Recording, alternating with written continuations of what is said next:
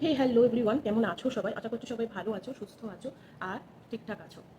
Controversy করবো না, ঠিকই করেছি, কারণ ভালো লাগে না এসব নোংরা কন্ট্রোভার্সি। আর বাট বলবো না ভেবে তাও কিছু বলতে এলাম, যেটা আমি আমার মতন করে বলবো, সেটাই আমি বলতে এলাম আর কি। এটাকে তোমরা কন্ট্রোভার্সি ভাবতেও পারো, নাও ভাবতে পারো, যা যেটা তোমরা এটাকে যেভাবে নেবে আর কি। তো আমি আমার কিছু আমার মনে হচ্ছে যে জিনিসটা, আমি সেটা বলতে এলাম। সেটা হচ্ছে যে ওয়াইটিতে এখন দেখতে পাচ্ছি যে দুটো মেয়ে আর একটা ছেলে। আমি এখানে কারোর নাম নেব না, কোনো ব্লগারের নাম নেব না, কোনো চ্যানেলের নাম নেব না, কারণ আমার ইচ্ছে করছে না। কারণ ভীষণভাবে একটা বাজে জিনিস হচ্ছে ওয়াইটি প্ল্যাটফর্মে।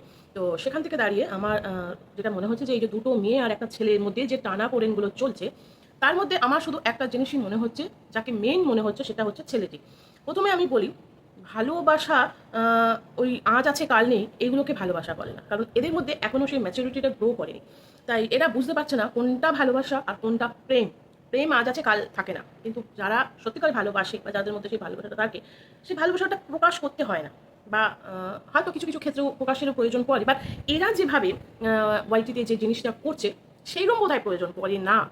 অ্যাকচুয়ালি এরা তো ভালোবাসাবাসি করছে না, এরা করছে হচ্ছে প্রেম নিয়ে খেলা, ভালোবাসা নিয়ে খেলা, এবং তার ফলে যে ভিউজ ইনকাম করছে, যেটা ওয়াইটিতে বেঁচে খাচ্ছে, এবং যার ফলে ভিউজ ইনকাম করছে এবং যার ফলে টাকা ইনকাম করছে। এদের মেন মোটোটাই হচ্ছে টাকা ইনকাম করা, সে যেভাবেই হোক, ঠিক আছে। দুটো জিনিস এরা দেখাতে পারছে না, এক হচ্ছে ওয়াশরুমের ভেতরে দেখাতে পারে না, আর হচ্ছে ইন্টিমেট হওয়াগুলো দেখাতে পারে না। বাকি মোটামুটি সবই এদের মধ্যে হয়ে গেছে, দেখানো হয়ে গেছে ওয়াইট পর্দায়।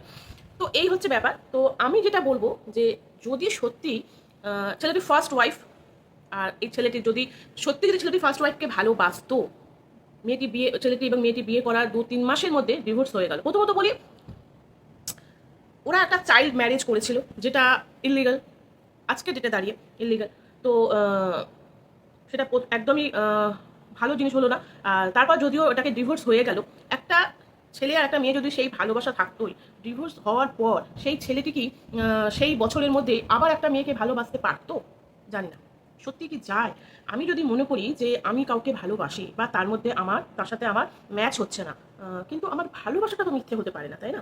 তো ছেলেটির সাথে মেয়েটি ভালোবাসা করেছে, বিয়ে করেছে, তারপর তাদের ডিভোর্স হয়ে গেছে। যদি সত্যি ছেলেটি ভালোবাসতো, তাহলে আমার মনে হয় না যে ছেলেটি সেকেন্ড ম্যারেজের দিকে এগোতে পারতো, এবং প্রথম বউকে দেখাবার জন্য সে আবার একটা বিয়ে করে, এবং দ্বিতীয় বিয়ে যেটা করে সেটা কিন্তু জাস্ট প্রথম বউকে দেখাবার জন্য, ঠিক আছে। এবং দ্বিতীয় মেয়েটি যে বিয়ে করে, ওই মেয়েটি কিন্তু সত্যি ছেলেটিকে ভালোবাসে।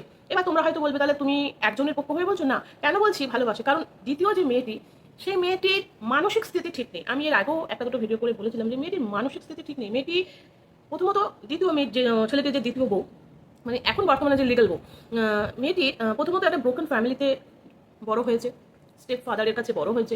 সেটা তার মনের মধ্যে সবসময় তার একটা হীনমন্যতায় ভুগেছে যে আমি একজন স্টেপ ফাদারের কাছে বড় হয়েছে। ভালো কথা, ঘরে সব কিছু চোখের সামনে দেখেছে, শুনেছে।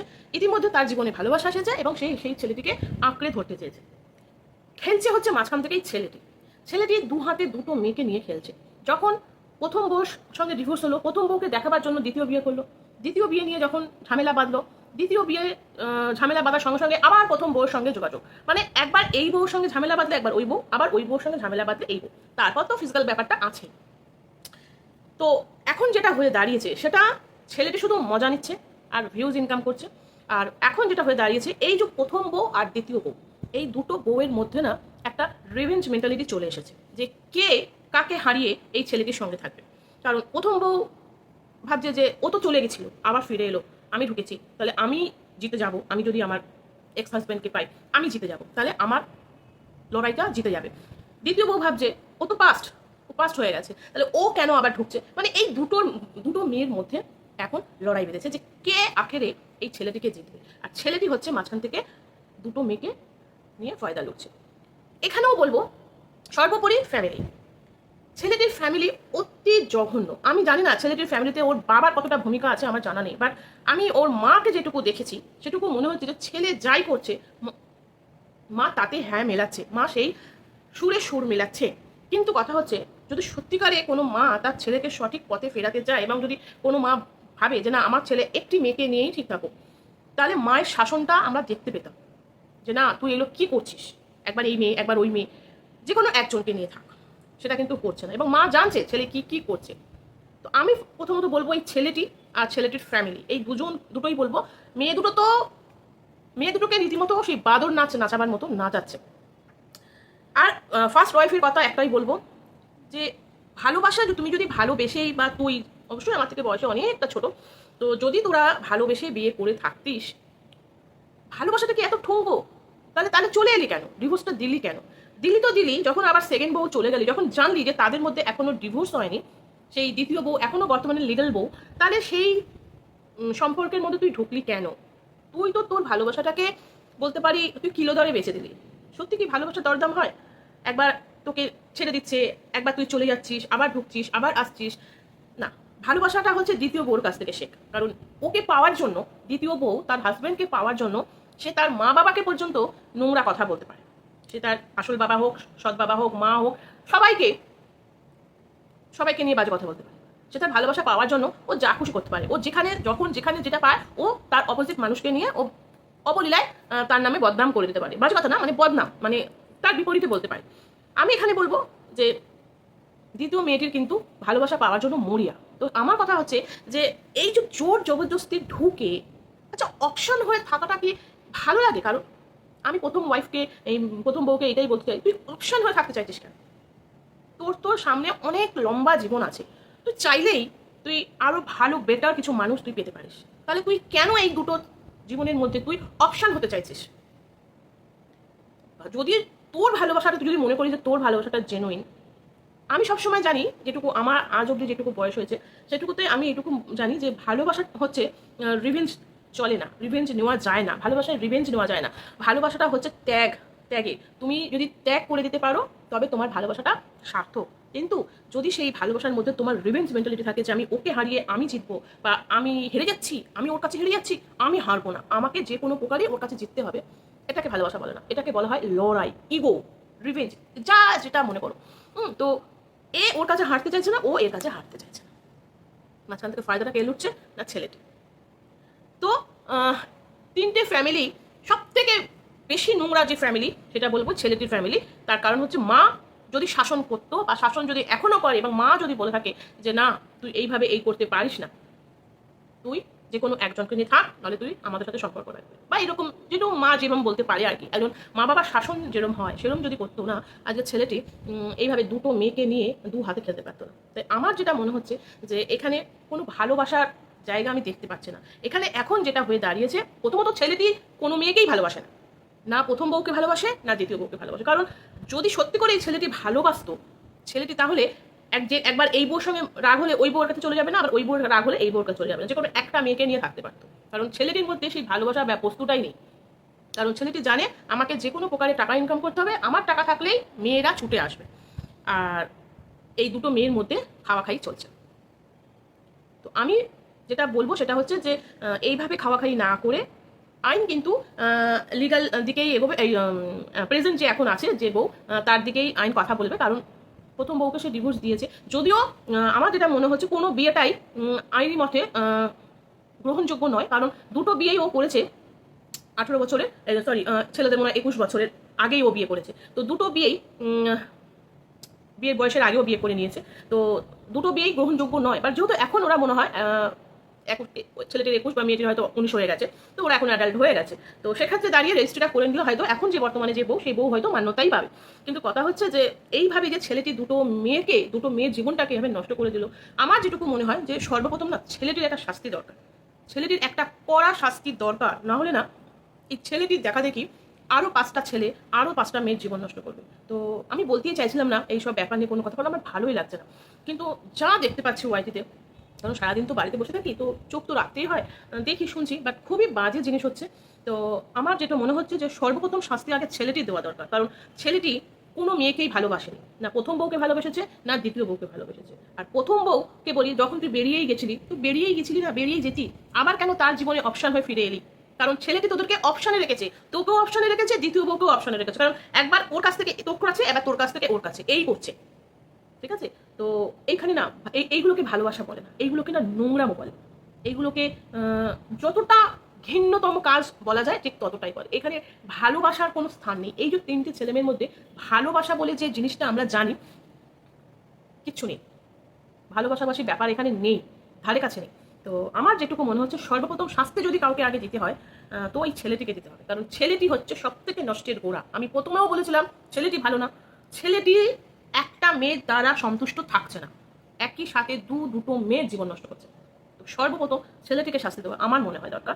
আর যেটা লোকে বলছে ভালোবাসা ভালোবাসা ত্রিকোণ প্রেম, হ্যাঁ ত্রিকোণ তো অবশ্যই আছে, বাট এখানে না জাস্ট নোংরামো হচ্ছে আর কিচ্ছু না। এখানে না প্রেম আছে না ভালোবাসা আছে, কিচ্ছু নেই, নাথিং, কিচ্ছু নেই। তো আমাদের কাছে ভালোবাসার সংজ্ঞাটা বোধহয় অন্য মানে করে, আর এদের কাছে ভালোবাসাটা মানে পুরোটাই ক্যামেরার সামনে দেখানো, পুরোটাই লোককে দেখানো, পুরোটাই শো অফ করা। তো সব যত ফ্যামিলির কেচ্ছা, প্রাইভেট কথাবার্তা, যত জিনিস তুমি ক্যামেরার সামনে আনবে, যত তুমি শো অফ করবে ক্যামেরার সামনে, তোমাকে নিয়ে লোকে নোংরা কথা বলবে, তোমাকে নিয়ে লোকে কন্ট্রোভার্সি করবে।